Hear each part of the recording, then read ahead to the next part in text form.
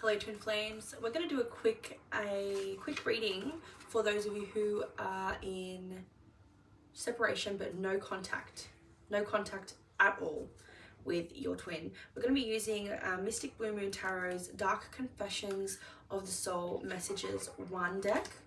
Okay, these are quite heavy and quite deep and really get to the truth of what's going on.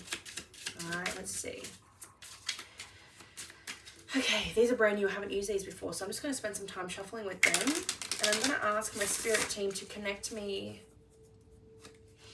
to... I'm going to ask my Divine Masculine to... because I feel like that's part of our mission, to connect to the different Twin Flame collectives. And so I'll ask my Divine Masculine energetically, his higher self, our higher self, to connect me. I'm seeing...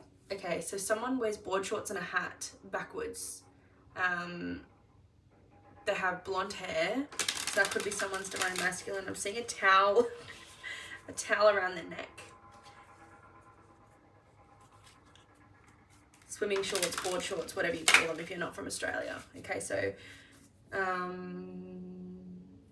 they like cars. I know it's kind of stereotypical, but that's definitely confirmation for some. Okay, so yeah, asking my Divine Masculine's higher self to work with me during this reading to give messages for those twins in separation and no communication.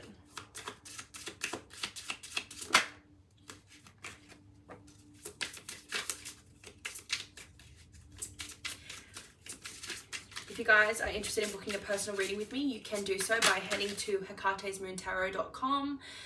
The link for that is in the description box. Also be sure to follow me on Instagram. I am holding a giveaway at the moment, but follow me on Instagram for daily Twin Flame messages and energy check-ins, things like that. And subscribe if you aren't already. Okay, so we've got... I cannot listen to your voice, it affects my soul. So for those of you who usually call your twin flame and you guys normally have phone conversations, or that's something that you guys have done in the past, the reason why they may be rejecting your calls, or they may not, you know, when you ask, you know, can we call each other tonight, they come up with excuses. This is why they cannot listen to your voice. It affects my soul. It affects them on such a deep level, almost triggering to the point where, because of how intensely they feel for you, it's sort of like that reminder. It's not that they don't like the intensity, right? Because it feels good. What they don't like is the fact it's a reminder you, right, are the embodiment of the changes that they need to make, that they are putting off and they feel they aren't ready to make. This situation has become very difficult for me to manage mentally. It is draining me. So this is why they can't even speak to you. This is why. This is why it's draining. It's not that you're draining, it's the situation. Maybe you guys just really aren't seeing eye to eye right now because of all the triggers, because of, I'm hearing there's just too much in the way, and it's making even the simplest of communication volatile. So hear me when I say, as much as you don't want to hear it, it is such a good thing that you guys aren't communicating right now, because it can go beyond repair. There are important things that are needed to be learnt on both sides. And I know that you know this. I don't know that you're aware. But it is difficult for me to process my emotions. I'm not available right now. So this is why. It's like, I get the sense that they are... they're not inherently putting off their work, but it's just very confronting, and they feel like they're really having trouble processing anything, let alone their emotions, and they just need to take some time to dissect it all. I'm hearing. I'm finally seeing my worth, yet I still feel unworthy of your love. So, and this is for those of you who are wondering, yeah, but, you know, they've told me, like, you know, they've done the healing work, blah, blah, blah. The healing never stops, but seeing how worthy you are, understanding you're worthy, and feeling worthy of someone specific, a twin flame's love, is a different thing. It's a whole other ball game. I know what I'm doing. I play dumb to keep you confused. I don't feel this. This is okay. What you're probably getting from that, I'm not getting from this card at all. As soon as I read, I know what I'm doing, this is what I intuitively got, and I'll always go with my gut over what the cards are saying because I'm the interpreter here, right? I know what I'm doing. Please trust me. This separation, this no contact is being prolonged, and I only take this if it resonates, by you not trusting their ability to heal, you not trusting them doing the work, right? Because we can put a lot of pressure on our twin flame to make sure that they're doing the work, make sure they're doing the inner healing, because we know that union can't happen, or, you know, a connection can't survive without that. So we worry, we don't trust them. And a lot of us think trust is just about fidelity, but it isn't. When we worry that they don't, you know, when we micromanage them, send them stuff constantly, you know, look at this, look at that, learn this, learn that, this is what's going on for you, why can't you see, blah, blah, blah. That's micromanaging. And that is like, it's like coddling them, like, you know, like a child. Hovering, being a helicopter mum. That's literally what that is. And we don't recognize it as that because that's not our intention, but that's how it translates to them. And it comes across very mothering and very smothering. And when it also tells them subconsciously that we don't trust them. So we don't trust them to be the divine masculine. We don't allow them to become the divine masculine. Rejecting you was protecting myself. I was being selfish. Yeah. Well, at least I can admit that, right? And in that time, they had to do that in order for them to realize that, oh, that's a coping mechanism that I no longer need anymore.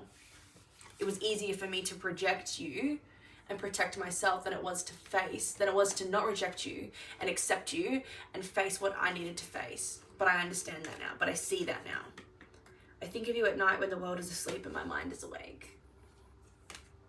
Because I have no distractions of their day.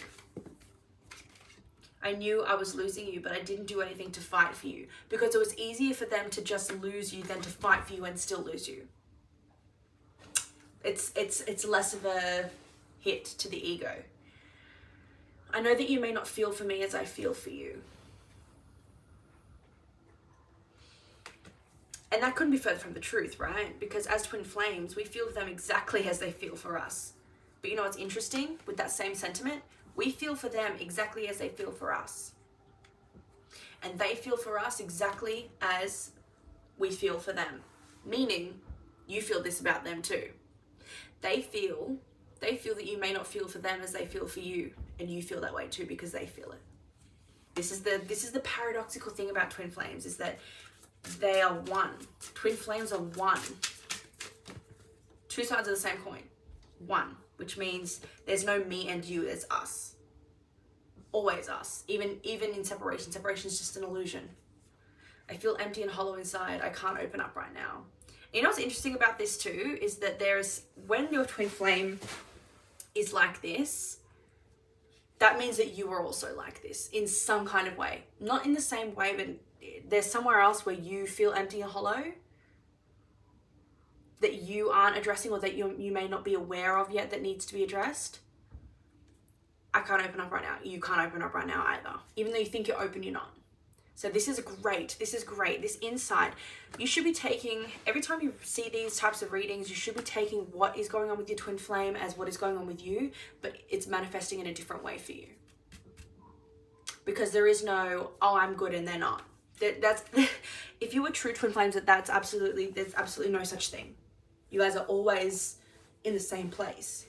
Sorry, my back needs to crack. You guys are always in the same place, mentally, spiritually. There's no, I'm up here and that's soulmates, in and out of alignment. You will always, if you are in a true twin flame connection, they are going through exactly what you're going through, just maybe the specifics are different. My mask keeps me safe. I need to fake my feelings. And in some kind of way, you're doing that too. It may not be towards your twin flame. It might be in your career. It might be with your family. It might be to yourself when it comes to childhood trauma. Do you see what I mean? There's a bunch of different ways, but it's the same wound. I am not sure I can meet your expectations. The pressure is too much for me. And somewhere in your life, this is how you're feeling too. Maybe it is about your twin flame. Maybe it's the pressure and the weight and the responsibility of the connection. And that is just an illusion. That is just an assumption. And that is a belief. So there's a lot of things here about belief systems and wounding, inner wounding, and the need to shift your thinking and see that whatever is going on with your twin flame is going on with you, maybe somewhere else. It's the exact same thing somewhere else, projected in a different way. It's like wearing the same jacket, but one is just black and the other is white with black swirls. That's literally all it is. It's the same exact jumper. The exact same, just looks different. It was manufactured the same, from the same warehouse, same company, same brand, same price. Just looks a little bit different. So I hope that helps. If this did, or if you like these kinds of videos, definitely consider subscribing. I would love to have you part of the community here. I'm really trying to build a positive and helpful twin flame community that allows twin flames to see perspective and understand what's going on with their twin, to understand what's going on within themselves. If you'd like to book a personal reading, the link for that is in the description box. Don't forget to follow me on Instagram, subscribe, and like this video, and I'll see you in the next one.